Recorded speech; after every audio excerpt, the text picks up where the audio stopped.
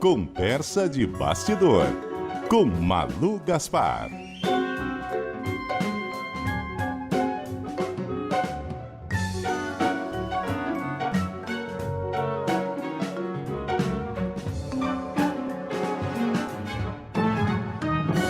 Muito bom dia para você, Malu Gaspar.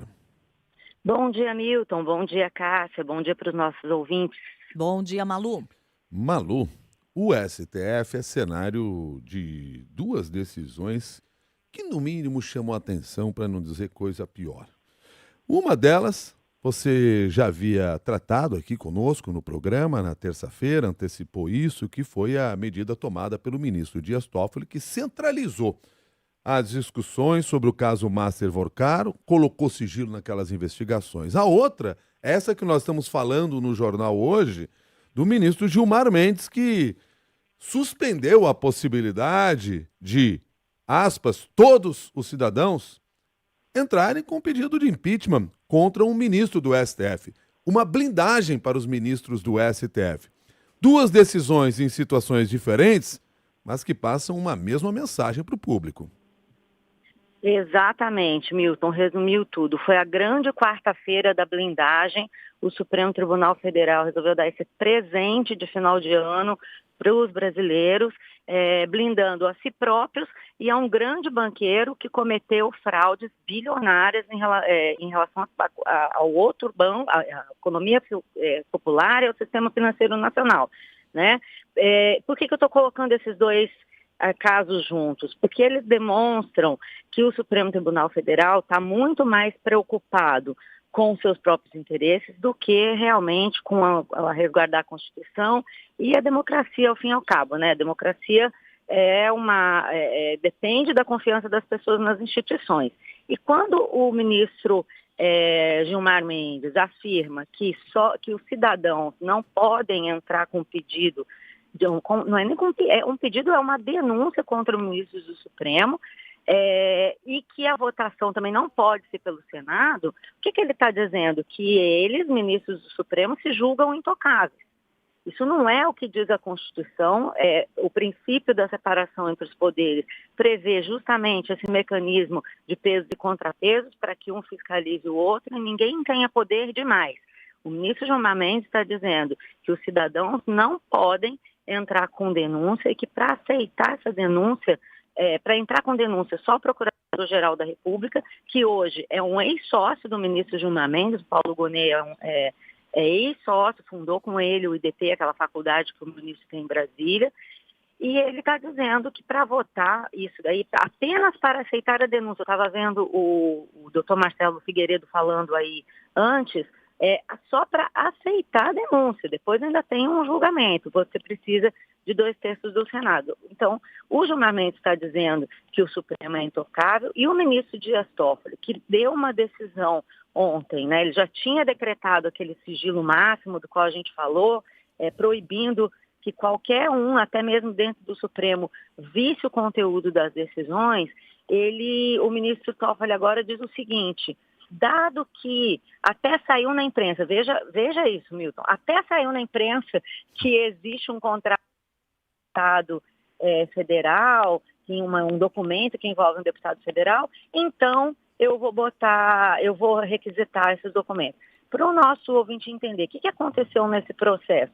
Surgiu na apreensão da Operação do Master um documento, um contrato de imobiliário entre o Daniel Vorcaro e um deputado do PL da Bahia, chamado João Carlos Bacelar.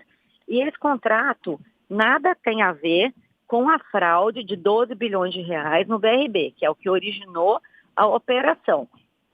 Mas o ministro Toffoli, aliás, o que dizem os envolvidos ali com o contrato é que o contrato não foi executado, não teve compra, não teve nada. Então, por causa disso, o ministro Toffoli chamou para si todas as decisões, quer dizer, agora para a Polícia Federal pedir uma diligência, um documento, fazer mais alguma fase de operação, qualquer coisa, busca, apreensão, tudo tem que pedir para o ministro Toffoli. está tudo sob sigilo e ele vai decidir a cada momento sobre o que vai rolar. A gente sabe como é que chama isso. Lembra que eu falei para você? Que cheiro que tem isso? É esse cheiro aí, ô Milton. É pizza, eles estão ferindo de morte a investigação. A gente sabe que o Daniel Vorcaro tinha contratos com vários, tinha relação com vários políticos, o próprio ministro, e com integrantes do judiciário. O próprio ministro Toffoli esteve no ano passado em um evento em Londres, patrocinado pelo Master. Nós mesmos na coluna perguntamos para ele, para os outros ministros, Gilmar Mendes e Alexandre de Moraes, quem pagou as passagens, quem financiou a hospedagem. Nunca é respondido nada sobre isso, não foi também dessa vez. E aí o ministro diz isso aí, olha, não vamos, agora só eu que decido, ninguém vai mais saber de nada. É totalmente o contrário do republicanismo e do que se espera dos ministros. Tanto Toffoli como Gilmar estão se julgando acima da lei. E isso fere a democracia, tanto quanto qualquer outra atitude que hoje a gente chama de golpismo, mas o que a gente chama de golpismo porque é golpismo. Agora, os ministros têm que entender que eles não estão acima da lei. E Malu, desde ontem, né, quando saiu a decisão do ministro Gilmar Mendes, começou aquela guerra de narrativas de um poder dizendo que o outro estava usurpando suas prerrogativas. Agora, quando a gente analisa essa decisão do Gilmar Mendes, a gente observa que o Supremo Tribunal Federal, com isso, está legislando, o que não é tarefa dessa esfera. Exatamente, Cássia. A Constituição estabelece justamente essa separação de poderes de que eu falei e ao Supremo não cabe legislar. O Supremo tem que resguardar a Constituição, ver se a Constituição está sendo obedecida. Quem cria a lei é o Congresso Nacional. Mas o que o ministro Gilmar Mendes faz? Ele diz, veja bem, essa lei é de 1950, ela nunca foi questionada, ela sempre foi aplicada, a lei do impeachment, que discorre não só sobre impeachment de ministro do Supremo, mas também de presidente, enfim, de outras autoridades. Ele está dizendo que essa lei é inconstitucional e ele está substituindo os artigos dessa lei por outros dispositivos da cabeça dele. Né? Não é mais uma maioria simples, agora é 2/3. Não é mais qualquer cidadão apresentar denúncia, agora é só o Procurador-Geral da República. Quer dizer, ele criou uma nova lei. E tem uma coisa que é grave, Cássia, que eu não sei se tem sido falado, eu não tenho visto, mas acho importante a gente comentar. Essa decisão está sendo tomada em uma ação de preceito uma ação movida. Descumprimento de preceito fundamental, que é a DPF, né? Nossa. É uma sigla difícil de guardar. Essa ação, ela entrou no Supremo no dia 16 de setembro, agora, outro dia mesmo.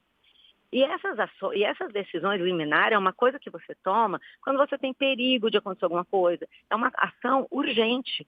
Quer dizer, vem o Solidariedade, partido do deputado Paulinho da Força, que não à toa foi escolhido para ser o relator da dosimetria, porque era uma pessoa ligada ao Supremo, nós estamos vendo como ele é ligado ao Supremo.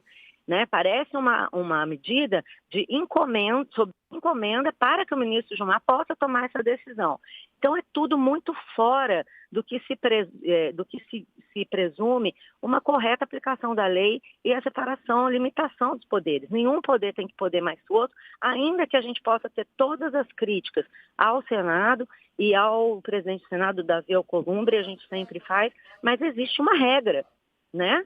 Não tem condição você imaginar que o Supremo agora vai fazer lei também, né? Então, o que é isso? É uma medida que fere a democracia e beira o autoritarismo por parte do Supremo, que acha que pode tudo. Malu Gaspar, muito obrigado pela conversa de hoje. Um bom dia para você. E até a próxima do STF. Um abraço para todo mundo, gente. Vamos com força. Até mais. Até mais. Um beijo, tchau.